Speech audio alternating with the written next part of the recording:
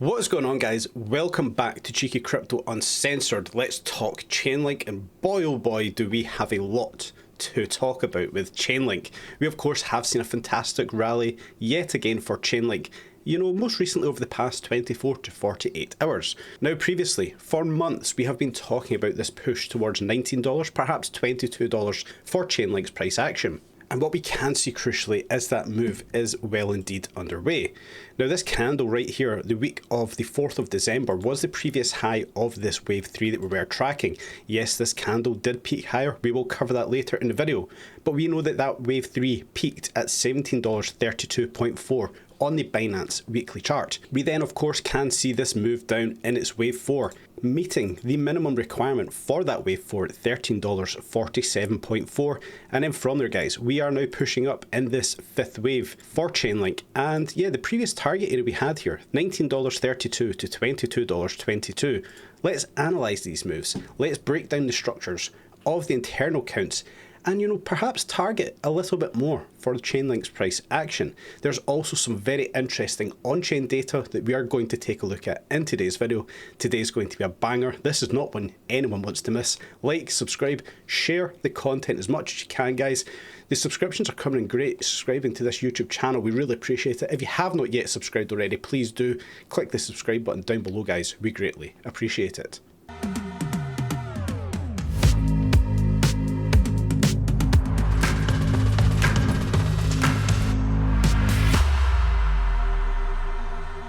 Yes, welcome back to Cheeky Crypto Uncensored. Let's talk Chainlink's price action. Now, first of all, we will just quickly go back to that weekly chart. Now, in the intro, I did talk about the wave 3 finishing over here on the week of the 4th of December with a high of $17.32.4. Then we broke down, we met the minimum requirement for the wave 4, this 0.236 Fibonacci level at $13.47.4, and we are now pushing on up. The wave 5 here being confirmed to be in motion by simply crossing that previous wave 3 high. Now, of course, we have seen the price here pushing up to $18.43.8, and it does not look over just yet. When we drop it down onto that daily chart, well, the structures I was talking about playing out here, this wave 3 finishing on the week of the 4th of December, in actual fact, it finished on the day of the 8th of December, the Friday. We then, of course, can see that the B wave of this move to the downside did peak higher, giving us this very tricky pattern. This one here would have caught a lot of people out. Now, this move to the downside from the 28th of December down here to the 3rd of January was indeed a 5-wave move, giving us this irregular flat correction, meeting all of the requirements, meeting that 0.236 minimum requirement for this wave 4, and yeah, $13.47.4 was that minimum requirement. What we can crucially also see via smart money concept is this wave 4 bounced on equilibrium. It found support here, and we are now pushing up in this fifth wave. Now, the fifth wave within itself, we can target this one out with more accuracy on this daily chart. We will take that high of the wave 3 that we know, and we can take the low of the wave 4, where we can now target out better this fifth wave target area between $18.81.9 and $21.51.6. So a slightly lower target for this push to the upside, and we can crucially see that this price is now pushing up towards the target area. The high that we do currently have of $18.43.8, I do not think is the finishing point. Now, yes, we can note the stochastic positionings, the daily, the 8-hour, the 4-hour are all overbought, the hourly looking to continue to the upside. But that weekly has so much progression to the upside, I'm confident we will see this one, continue a little bit more. Will we see a breach of that previous high target area of $22.22? Well, it does seem highly likely considering that stochastic positioning. Yes, of course, on the daily chart, we will look for a correction to align with the daily stochastic, but that is not a concern. When we come over here to the 4-hour time frame, we can break down this move in this fifth wave. Now, the initial move to the upside, I have this labeled up as a leading diagonal, and this leading diagonal does meet all requirements.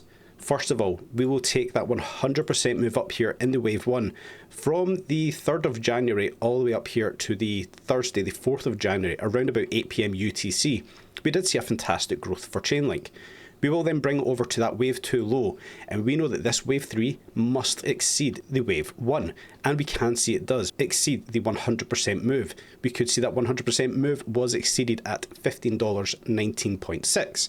So from there, we know that this is now giving us that idea of the leading diagonal, the retracement of that move to the upside, but we can see it did come down into its typical retracement area. For that, of course, we will draw a Fibonacci from the low of the wave 1 to the high of the wave 1, and we know that we are looking for this 50 to 88.2% retracement level. And we can see the price dropping slightly lower, but ultimately finding support on that 618 fib level around about $13.72, and then of course from there we have bounced to the upside. So ultimately we know that this move to the upside, we will be looking at this as a wave 3.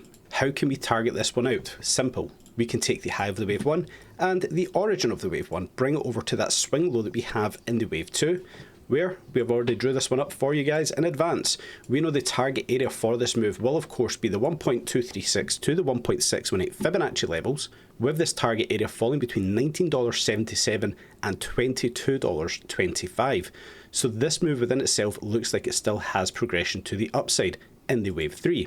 When we draw this one out, we will simply have a wave 1, wave 2, all of this here being a wave 3, a wave 4 and a wave 5 still to come. So now of course we will want to work out the moves that are playing out in this wave 3. Have we got much more to the upside? Well, we will drop it down in another time frame and further analyse these moves. So when we're down here on the hourly chart, a lot more crucial to analyse the moves on these lower time frames, but we can see the moves of a 5-wave pattern playing out here for Chainlink with a wave 1, wave 2, all of this being a wave 3, this being a wave 4, and a very explosive wave 5. Internally, this one also looks like it still has a little bit more room to the upside. Now when we further draw this one out, guys, we know we have a wave 1, we have a wave 2, all of this move here being a wave 3, we will still expect a wave 4 and a wave 5 still to come, where we will see all of these moves playing out within that bigger wave 3. So when we do come back up to that daily chart, how are these structures looking to play out? Well, we know we have our wave 1, we have our wave 2, we are playing out the internal wave 3 with a wave 4 and a wave 5 still to come. Through Elliott wave theory, this tells us we do still have much more progression to the upside, and we should most likely, in my opinion, be targeting the higher area here, really looking at $21, and in my opinion we will likely exceed $21 on this push to the upside for Chainlink's price action. A fantastic growth, a fantastic move so far.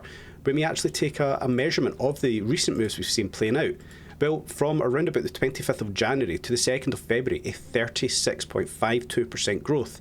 And the move from the low of that wave 4 to the high that we currently have is 51.13% for Chainlink. Absolutely fantastic to see, the price is really starting to rally. And fortunately, these are moves that we have been expecting. You can go back through the channel's history on Uncensored and on the main channel, and you can see that we have been looking for these moves to play out. It's fantastic to see these moves playing out, and it validates the moves that Elliott wave theory are tracking for Chainlink. And what is even more important, in my opinion, is what we are really seeing going on for Chainlink. The last push we've seen for altcoins, Chainlink and Solana, were the two that really kick-started this push to the upside.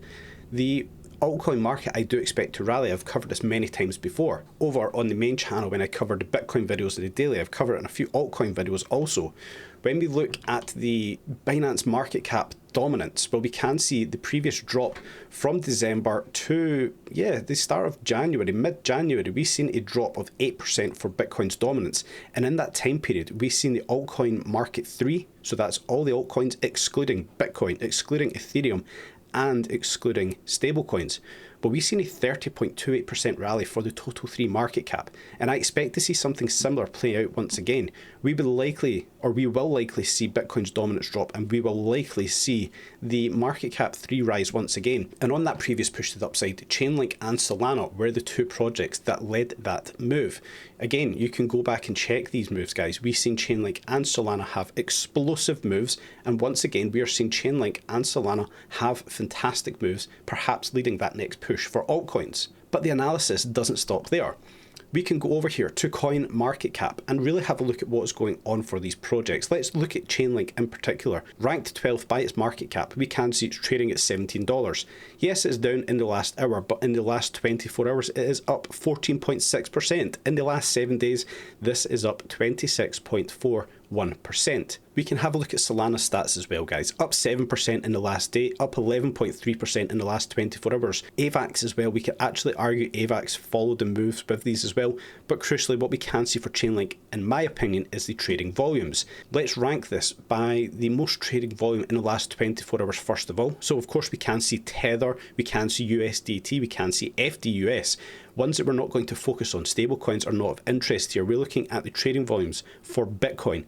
This, of course, being ranked first. Ethereum, of course, ranked second. Solana ranked third in the last 24 hours. And Chainlink ranked fourth in the last 24 hours.